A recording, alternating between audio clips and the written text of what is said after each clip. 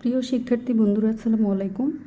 আজকে আপনাদের জন্য নিয়ে এসেছি প্রাইমারি শিক্ষক নিয়োগ পরীক্ষার একটি বাংলা ও সাধারণ জ্ঞান মডেল টেস্ট। তো চলুন মডেল টেস্টে শুরু করি।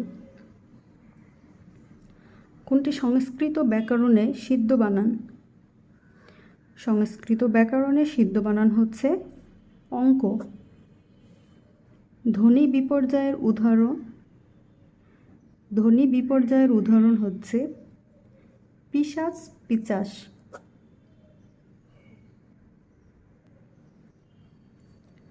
ত্রাণ লাভের ইচ্ছা এর এক কথায় প্রকাশ হবে তিতির্ষা। সন্ধ্যা শব্দের বিশেষণটি নির্দেশ করুন। সন্ধ্যা শব্দের বিশেষণ হচ্ছে সান্ধ্য।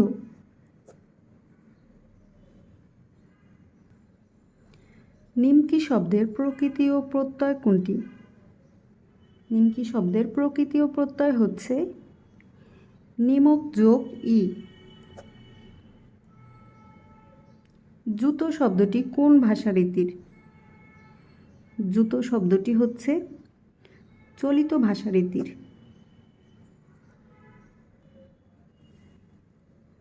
দুটি মৌলিক স্বরযোগে গঠিত হয় যৌগিক স্বর। পথ শব্দের সমার্থক শব্দ কোনটি? পথের সমার্থক শব্দ হচ্ছে সরণি। নিচের কোনটি যৌগিক শব্দ? এখানে যৌগিক শব্দ হচ্ছে দৌহিত্র। তামার বিষ দ্বারা কোনটিকে বোঝায়? তামার বিষ দ্বারা বোঝানো হয় অর্থের কুপ্রভাব। নীল যে আকাশ, নীল আকাশ কোন সমাস? এটি হচ্ছে কর্মধারয় সমাস। কোন বাক্যটি শুদ্ধ? এখানে শুদ্ধ বাক্য হচ্ছে দুর্বলতা বশত অনাথা বসে পড়ল। সার্টিফিকেট এর পারিভাষিক অর্থ। সার্টিফিকেটের পারিভাষিক অর্থ হচ্ছে প্রত্যয়নপত্র। বচন অর্থ কী? বচন অর্থ হচ্ছে সংখ্যার ধারণা। এ দেহে প্রাণ নেই চিহ্নিত কোন কারকে কোন বিভক্তি? এখানে দেহে হচ্ছে অধিকরণে সপ্তমী। তুমি খোকাকে কাঁদিও না এই বাক্যে কোন ক্রিয়ার প্রয়োগ হয়েছে? এটি হচ্ছে প্রযোজক ক্রিয়া।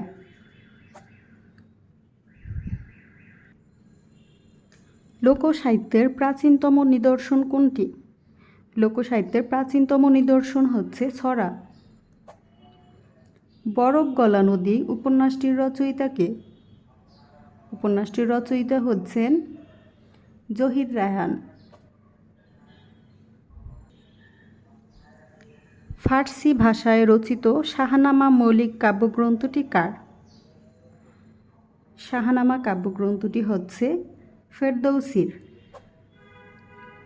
বাংলা গদ্যে বিরামচিহ্ন ব্যবহারের কৃতিত্ব কার? বিরামচিহ্ন ব্যবহারের কৃতিত্ব হচ্ছে বিদ্যাসাগরের।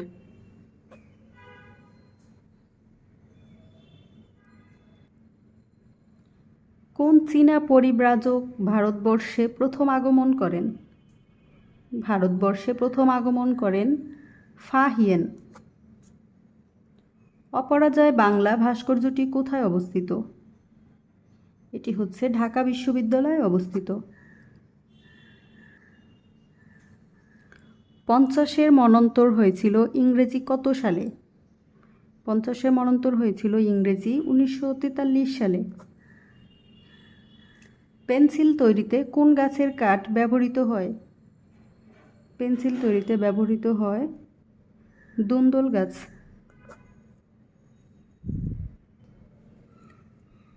পদ্মা নদী ছাড়া কিসের নাম? নদী ছাড়া পদ্মা হচ্ছে তরমুজ।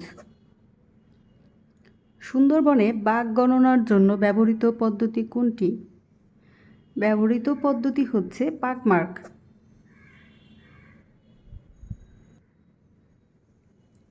শাল গাছ বাংলাদেশের কোন বনাঞ্চলের প্রধান বৃক্ষ?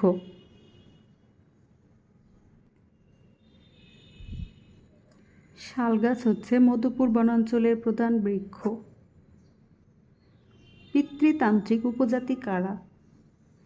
পিতৃতান্ত্রিক উপজাতি হচ্ছে সবগুলো।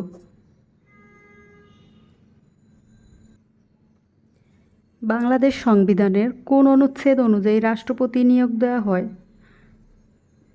রাষ্ট্রপতি নিয়োগ দেওয়া হয় 48 নং অনুচ্ছেদ অনুযায়ী।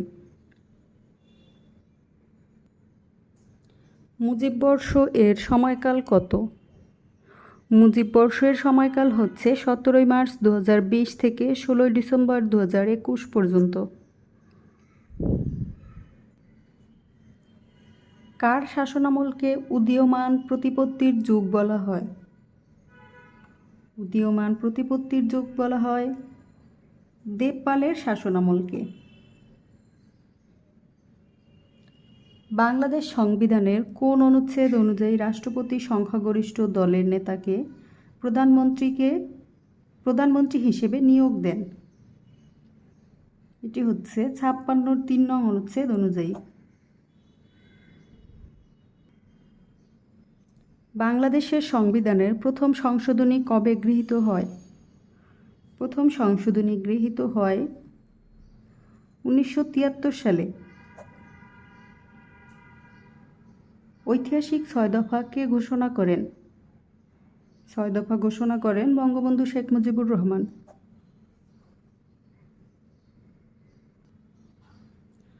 দু 2021 সালে শান্তিতে নোবেল লাভ করেন কে?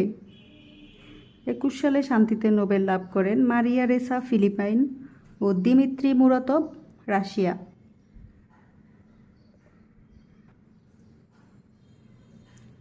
যুক্তরাষ্ট্র বাংলাদেশকে স্বাধীন দেশ হিসেবে স্বীকৃতি দান করে কবে? বাংলাদেশকে স্বীকৃতি দান করে 4 এপ্রিল 1972 সালে। বিশ্ব বাণিজ্য সংস্থা WTO এর সদর দপ্তর কোথায় অবস্থিত? WTO এর সদর দপ্তর হচ্ছে জেনেভায় অবস্থিত।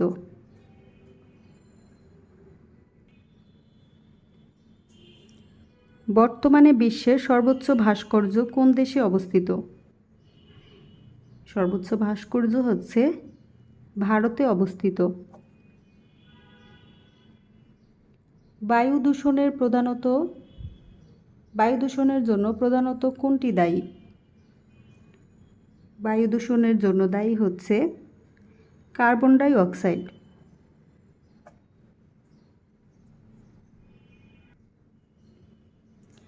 নিচের কোনটি ইনপুট ও আউটপুট ডিভাইস উভয় হিসেবে কাজ করে? ইনপুট ও আউটপুট হিসেবে কাজ করে মডেম। তো বন্ধুরা, আজকে এখানেই শেষ করছি। আমাদের পরবর্তী ভিডিও দেখার জন্য চ্যানেলটি সাবস্ক্রাইব করে অবশ্যই সাথে থাকবেন। আর আপনাদের যদি কোনো উত্তর অসামঞ্জস্য মনে হয় অবশ্যই কমেন্ট করে জানিয়ে দিবেন। সবাইকে ধন্যবাদ। আল্লাহ হাফেজ।